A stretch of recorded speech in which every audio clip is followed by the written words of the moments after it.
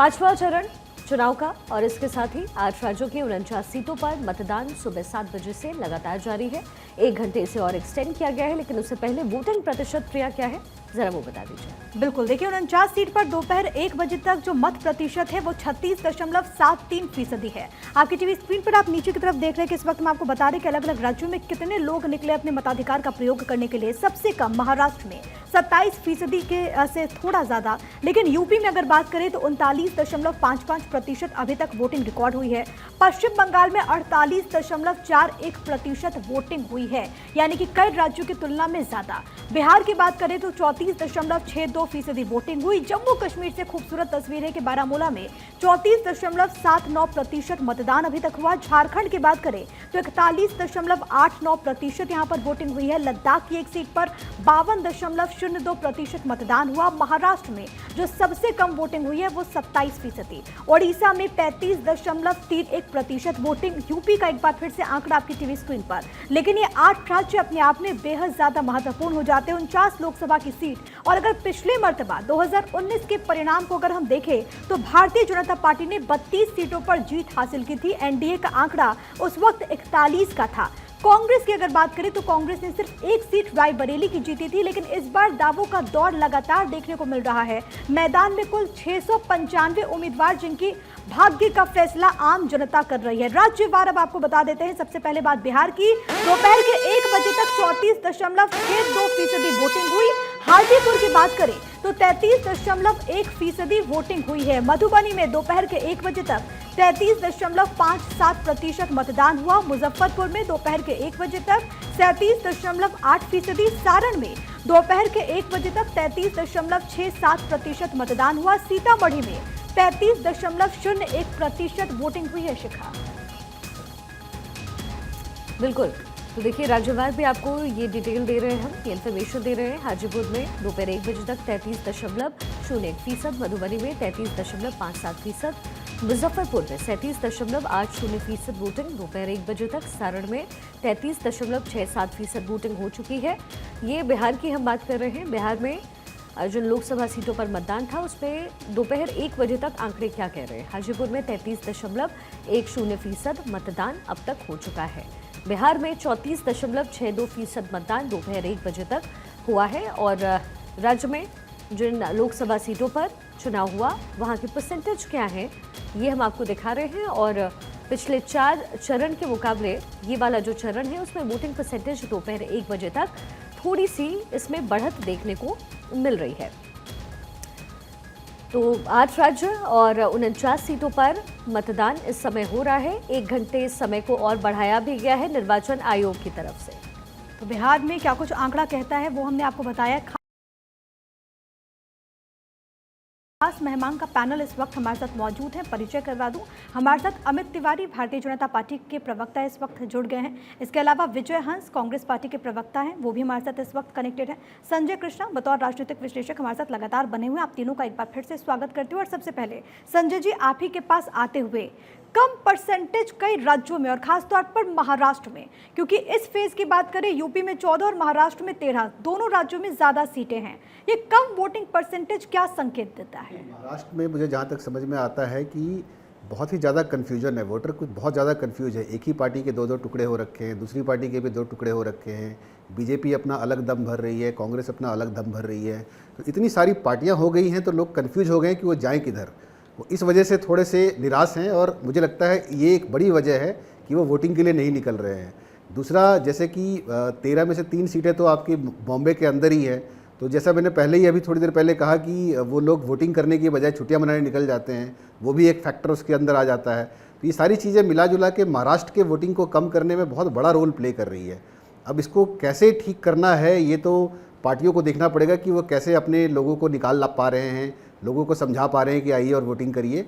ये उनको अभी भी अपील करके, अभी भी आधा समय बचा हुआ है, उनको कोशिश करनी चाहिए, घर घर तक बात पहुंचानी चाहिए, अपने बूथ कैडर्स को इन्वॉल्व करके उनको निकालना चाहिए, क्योंकि और महाराष्ट्र कुछ का जगहों ही पर तो एक संजय जो जी, वोटिंग परसेंटेज ऐसा है भी वो हमने चिंता का देखा विषय था बना हुआ है। कि वहां पर तो ऑफर्स भी मिलते हैं। अब देखिए भोपाल में जब वोटिंग हुई तो वहां पर एक शख्स को हीरे की अंगूठी निकल गई। कई जगहों पर ऐसे जो वोटर्स हैं उनको उत्साहित करने के लिए भी ऐसे ऑफर्स दिए जाते हैं, लेकिन बहुत जगहों पर असर नहीं दिखता। बिल्कुल, बहुत सारे बड़े शहरों में ये इस तरह की स्कीमें चल रही हैं। अपना आप इंक दिखाइए तो आपको यहाँ डिस्काउंट मिलेगा, वहाँ डिस्काउंट मिलेगा, ये सारी चीज़ें हैं। पर ये चीज़ें जिनको ज़रूरत है वो वोटिंग कर रहे हैं, बट जो वोट नहीं कर रहे नहीं, हैं। लेकिन संजय जी सवाल ये है कि वोटिंग परसेंटेज में जो गिरावट हमने देखा है उसकी मुख्य वजह आप क्या मानते हैं? क्योंकि जो चुनावी प्रचार है वो दोनों ही पार्टियों की तरफ से या तमाम पार्टी जो चुनावी रण में है उनकी तरफ से बराबर की गई। क्या एक सेंटिमेंट लोगों के अंदर क्रिएट हो गया है कि आना तो एनडीए को ही है, या फिर लोगों को ये लग रहा है कि किसी और पार्टी को अगर मतदान उसके लिए किया जाए तो वो बहुत सार्थक साबित नहीं होगा? क्या ये भी कोई वजह लग रही है? जो कह रही हैं वो सही कह रही हैं। देखिए 2014 का जो चुनाव था वो एक महापरिवर्तन का चुनाव था। लोगों के अंदर एक गजब का उत्साह था। माननीय नरेंद्र मोदी जी ने जो रोड मैप दिया था उस रोड मैप पे लोगों को इतना भरोसा हुआ कि लोगों ने बढ़ चढ़ के उस चुनाव में हिस्सा लिया और एक अलग ही माहौल था।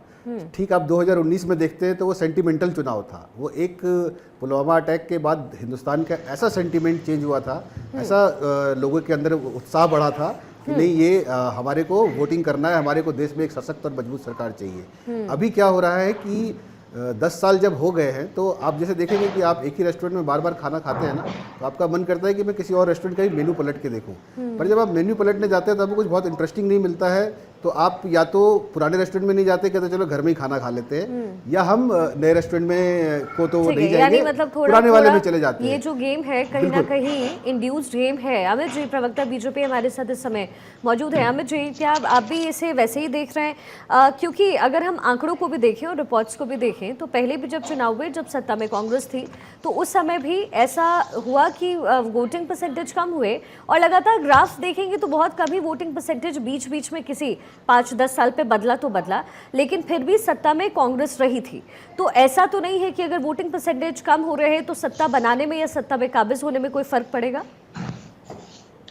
नहीं, देखिए, अगर आप वोटिंग परसेंटेज का अगर एक आकलन करें तो आपको देखने में आएगा कि जहाँ जहाँ पर अगर 2004 का ही आप आकलन करें तो वहाँ पर वोटिंग परसेंट जिस हिसाब से था, लेकिन सरकार उस हिसाब से टर्नआउट, हमारी सरकार नहीं बनी, वहाँ पे वोटिंग परसेंटेज बढ़ा। तो और कहीं कहीं पे जहाँ पे देखेंगे आप तो वोटिंग परसेंट घटता भी है और वहाँ पे सरकार रिटेन होती है, कहीं कहीं पे वोटिंग परसेंट घटा और हमारी सरकार बरकरार रही।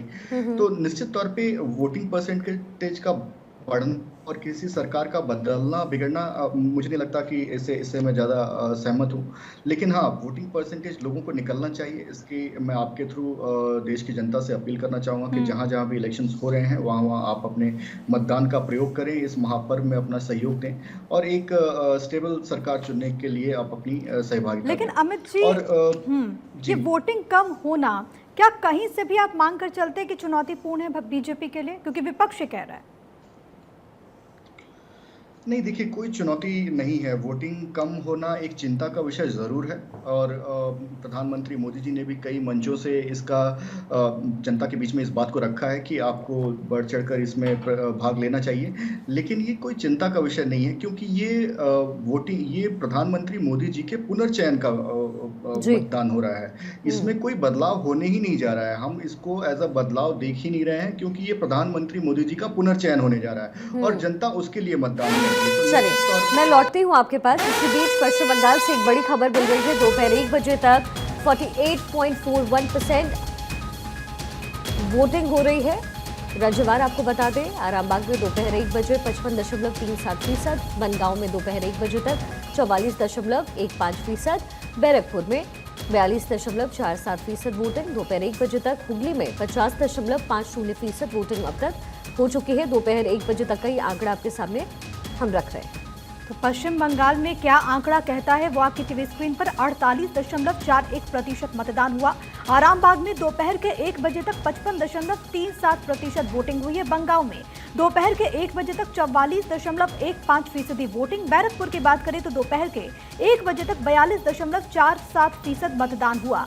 हुगली में 50.5% वोटिंग। हावड़ा में दोपहर के 1 बजे तक 44.71% मतदान।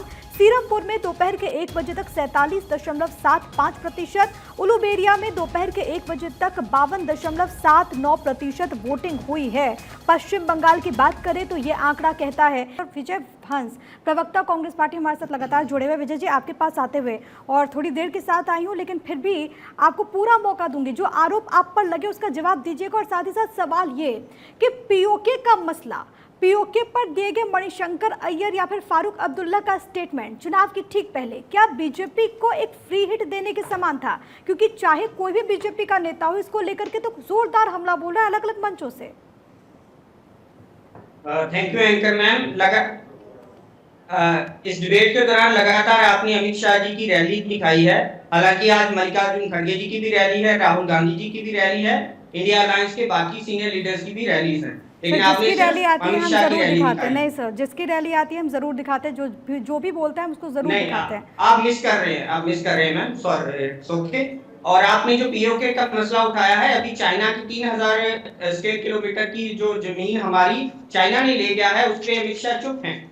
10 साल हो गए। अमित शाह मोदी जी ने खुद गिफ्ट कर दी है भारत की धरती को, चाइना को गिफ्ट किया है। 3000 से ज्यादा किलोमीटर की वो धरती है।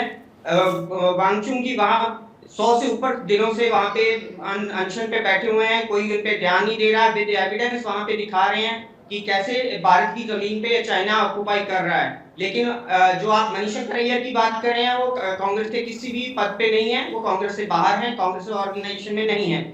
आपको किसी भी तीसरे बंदे का कमेंट लेके उस पे मुद्दा बनाने की आदत है और मेन मुद्दों पे जनता का ध्यान हटाने की आदत है। सैम पित्रोदा ओवरसीज के आपके अध्यक्ष थे। सैम पित्रोदा, उनका स्टेटमेंट आप भूल गए। उस हिसाब में वो खेलों पे बात कर रहे थे। खेलों की हमारी बहनें लगातार वहां आंदोलन कर रही थी दिल्ली में, और पुलिस से उनको पिटवाया गया है, उनके कपड़े खींचे गए हैं और लगातार उन पे अत्याचार किया गया है। उन्होंने गंभीर आरोप लगाए थे बृजभूषण सिंह पे, जिसकी एफआईआर दर्ज हुई है। एक और आरोप आपके सहयोगी दल, एक और आरोप जो है वो आपके ही सहयोगी दल में एक महिला है स्वाति मालेवाल, उन्होंने भी लगाया है सर। आप क्योंकि आप तमाम हमारा सवाल आपसे ये था कि क्या ये मुद्दे इस बार चुनावी मुद्दे जो बनाए जा रहे हैं या बन रहे हैं, क्या आपको लगता है ये काम आएगा? वोटर्स क्या चाह रहे हैं? आज मेरी और आपकी बात तो हो ही नहीं रही। ने उस पे स्टेटमेंट दे दी है। हम लगातार महिलाओं तो के महिला साथ विरोधी ये जो एक्ट हुआ है, आप क्या साथ छोड़ेंगे? आप क्या साथ छोड़ेंगे? प्रियंका गांधी ने चुप्पी साधू, उन्होंने बिल्कुल बोला है, बिल्कुल we agree with your point. But मेरा सवाल ये है कि इसका मतलब है कि आप सिर्फ चुनाव के लिए या वोट के लिए आप उनका साथ देंगे? मैम, हम हाथरस में भी महिलाओं के साथ हैं जिन पे अत्याचार हुए, उन्नाव में भी थे, जम्मू में भी थे, और ये लगातार एक्यूज की साइड थे। राधिका खेड़ा के साथ थे पिछले 10 सालों में जब भी राधिका खेड़ा अत्याचार हुए, राधिका खेड़ा साइड रहे हैं, और हम जी विक्टिम के साथ रहे हैं। और अभी भी हमने अपने न्याय पत्र में मुख्य मुद्दा नारी न्याय को बनाया है। ऐसा लगता है कि आप बिल्कुल रद्द करके आए हैं, एक बार में बिल्कुल शुरू हो जाता है। राधिका खेड़ा के साथ नेशनल जॉब्स में। आपकी आवाज नहीं आ रही। राधिका खेड़ा के साथ विजय जी, उन्होंने भी गंभीर आरोप लगाए थे आपको छोड़ते वक्त। तो राधिका खेड़ा जी को एफआईआर करवानी चाहिए। अब तो बीजेपी में है, एफआईआर करवाएं ना, उनको न्याय मिलना चाहिए। जिस भी औरत के साथ अत्याचार हुआ है, हम तो उसके साथ हैं, उनको न्याय मिलना चाहिए। अच्छा, आपके हिसाब से चुनावी मुद्दे क्या है इस बार? चुनावी मुद्दे क्या रहे? आपको क्या लगता है अब जब अखिलेश यादव कहते हैं, आपके सहयोगी दल के नेता कहते हैं कि 80 में से उत्तर प्रदेश में सिर्फ एक सीट ही उन्हें नहीं मिलेगी, बाकी सारी सीटें आपके खेमे में है, तो फिर क्या लगता है इस बार चुनावी मुद्दा क्या है? चुनावी मुद्दा महंगाई है, बेरोजगारी है, औरतों पे अत्याचार है, किसानों की एमएसपी है, खेत मजदूरों का मनरेगा का इनकम है। सबके साथ तो अन्याय किया है मोदी ठीक है अमित जी, 10 साल में बीजेपी प्रवक्ता हमारे साथ हैं। मैं आपके सवाल का जवाब ले लेती हूँ। अमित जी, देखिए मैडम, जिस हिसाब से अभी कांग्रेस प्रवक्ता ने बातें की, मुझे लगता है वो कंफ्यूज हैं, क्योंकि वो उनको पता ही नहीं उनको किसके खिलाफ लड़ना है। वो मीडिया के अगेंस्ट लड़ने लगते हैं, उनको नारी शक्ति के खिलाफ लड़ना है, उनको शक्ति जो हिंदू धर्म में शक्ति है उनके खिलाफ लड़ना है। तो ये कंफ्यूज, उनको पता ही नहीं कि उनके विपक्ष में है कौन, उनको किनके खिलाफ लड़ना है। दूसरी बात, ठीक है, आपकी बात एक एक करके विजय जी, आपकी बात मैंने सुना, आप भी थोड़ा सा आप बोलते गए, आप बोल रहे थे, उन्होंने एक शब्द भी नहीं कहा, उनको सुन लीजिए। अमित जी जी, देखिए इन्होंने कांग्रेस प्रवक्ता ने यह भी सिद्ध कर दिया कि आप कांग्रेस में रहते हुए न्याय की अपेक्षा नहीं कर सकती। इनको आपको अगर न्याय लेना है तो आप एफआईआर दर्ज कराइए, न्यायिक प्रक्रिया से आप न्याय लीजिए। लेकिन कांग्रेस में अगर आप हैं और आपके साथ अगर कोई दुर्भावना हो रही है, कोई अनियुक्ति हो रही है, तो आप उसकी जो बात है वो आप कांग्रेस से अपेक्षा नहीं कर सकती है न्याय की। तो इनका न्याय पत्र जो है वो कितना न्याय देता है उन्हीं पर भरोसा नहीं है। तो कैसरगंज को कम से लेकर कम के आपको घेरते हैं ना अमित जी ये सब, कैसरगंज को लेकर के जब आप महिला सुरक्षा की बात कर रहे हैं तो कैसरगंज में क्या हुआ? नहीं देखिए, अगर आप ब्रिजभूषण जी की बात अगर आप करते हैं, बात करिए ना, ठीक है मुझे बोल लेने दीजिए। अगर आप ब्रिजभूषण जी की बात अगर आप करती हैं तो देखिए किस तरीके से जब इल्जाम लगाया गया उन पर तो उनको हटा दिया गया प्रेसिडेंटशिप से। पहली बात, जब दोबारा इलेक्शन हुए और ये बताया गया कि उनकी कोई करीबी ने जीता है कुश्ती संघ अध्यक्ष का सीट, तो उनको कुश्ती संघ को निरस्त कर दिया गया। अभी पूरी की पूरी न्यायिक प्रक्रिया उन पर चल रही है, कोई भी इल्जाम उन पर हटाया नहीं गया है। जो भी कोर्ट ने फैसला दिया है उन पर सिद्ध करते हुए उन पर जांच हो रही है। लेकिन अगर क्या उनके बेटे पर कोई उनकी ऐसी उन पर कोई आपराधिक मामला है? नहीं है। उनके ऊपर लीडरशिप का वैसे ही वो चेयरमैन रह चुके हैं तो विभिन्न पदों पे, तो निश्चित तौर पे एक नेता के तौर पे वो विपक्ष तो पूछेगा ही, जाहिर है। अब आपके लिए एप्ट आंसर क्या हो सकता था? और फिर परिवारवाद को तो आप कहते हैं ना कि बढ़ावा नहीं देना चाहिए।